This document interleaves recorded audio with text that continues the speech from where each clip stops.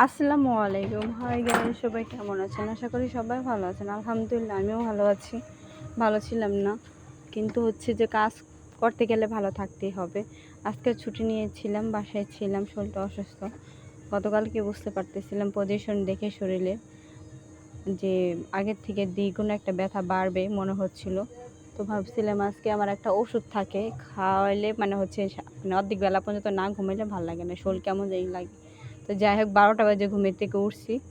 ওঠার পরে এখন দেখি ঘরে বাজার নাই, কিচ্ছু নেই। কাজ তো করতেই হবে, আমার আর সুখ কোথায়? এটাই তো আমার সুখ, এটাই আমার শান্তি। তো যাই হোক, কিছু ছিল না ঘরে, তাই একজনকে নিয়ে বাজারে গেলাম, কারণ একা যাওয়ার সাহস পাই না, অনেক সময় মাথা আমার গ্রান্টি দেয়। তো ভালো থাকতেই হবে, ভালো না থাকলে এই যে মাছগুলো লাফাচ্ছে না, এই ভিডিওতে দেখলাম। একটু পরে দেখেন মাছগুলো কী হয়। জাস্টে শুধু আধা ঘন্টা ব্যবধানে বাজার করতে যতক্ষণ লাগে আর কি।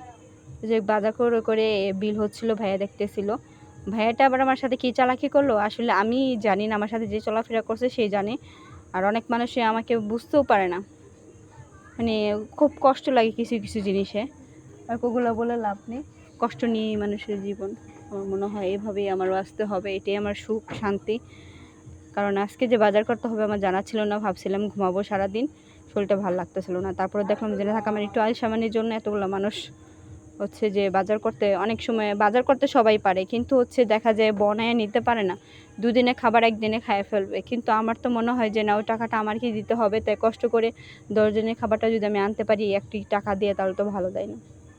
ওই যে ভাইয়ের কথাটা বলতেছিলাম, ভাইয়াটা কতটা চালাক আমার নাম্বারটা নেওয়ার জন্য। সে বোঝে না ম্যারিড কি আনম্যারিড কি, কিচ্ছু বোঝে না। নাম্বারটা নেওয়ার জন্য সে বলতেছিল তোমাকে 140 টাকা কেজি থেকে 120 টাকা কেজি মাছ দিব, তুমি হচ্ছে ওকোনাতে নিয়ে হচ্ছে মাছ আইনো। তো আমিও এতটা চালাক যে হচ্ছে যে আমরা তো খাইজানি ব্যারাম নাই, যাই হোক কিছু মনে করবেন না কেউ। আমি হচ্ছে নাম্বারটা দিইনি, আমি বিল করে খাতা নিয়ে আসছি। আমি ডাইরেক্ট বলছি যে হচ্ছে নাম্বার দেওয়ার কোনো প্রয়োজন পড়ে না, এত টাকা বিল আসছে, আমাকে দিয়ে দেন। নাম্বার দিয়ে দিয়েছে আমার আব্বুর নাম্বার। যাক, আমার আব্বুর সাথে কথা বলো। সে বলছে যে যদি ওরকম মাছ আসে, তাজা মাছ, মানে আমি তাজা মাছের কথা বলছি, যে আমি আবার এরকম একটা স্বভাব, আমি তাজা মাছ ছাড়া খাইতে পারি না।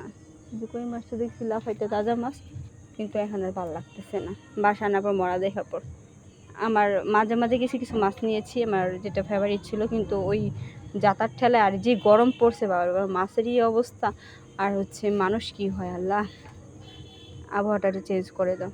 যাই হোক, মাছ টাছ নিয়ে একটা নারিকেল জন্য হাতে আজকে পিঠা খাবে বললো বাসায়, যেহেতু একটা নারিকেল জন্য সারা হচ্ছে যে বাজারটা ঘুরলাম, তারপরে 200 টাকার একটা নারকেল নিলাম। কীভাবে পিঠা খাবে? উনি গ্রান্টিক দিয়ে নারকেলটা দিছে যে খারাপ হলে তোমার ভাড়া আমি দেবো হাফটা। তারপরে কী করার আছে, নারকেলটা নিয়ে বাসায় চলে আসবো। এর ভিতরে হচ্ছে নদী পাড়ার জন্য দাঁড়াইছিলাম একটু, আমরা হচ্ছে আমি চা খেলাম, ওই শরবত খেলো। তো যাক, রিস্কেতে আস্তে আস্তে অনেক কথা বললাম। আর মাছগুলোর জন্য আমার খুব খারাপ লাগতেছিল, এই যে দেখেন ভিডিওটা। আর এই মাছের কি অবস্থা, এই যে দেখেন মাছগুলো কি অবস্থা হয়েছে। এগুলো দেখার পর তো আমি বলতেছিলাম যে আর মুখেই নেব না। তারপরে না দেখি লাফাচ্ছিল, মানে গরমে ওরা জান তেজপাতা হয়ে গেছে। তো আমি একা না, 4 জন মাছ কাটতে বসছে, না হলে যে আজকে মনে হয় সারাদিন চলে যেত। তো মাছ এগুলো সব আমার জন্য আনিনি, আসলে আমার নানুর জন্য আনছি, আমার আরেকজনের বাসায় দিব তার জন্য আনছি। তো আরও মাছ ছিল, একটা কার্পু মাছ, ওটা ধুইতেছিল। তো এক একজনের একরকম পছন্দ। আমার আব্বুর জন্য একটু বাইলা গুঁড়া মাছ আনছি, সে অনেক পছন্দ করে গুঁড়া মাছ।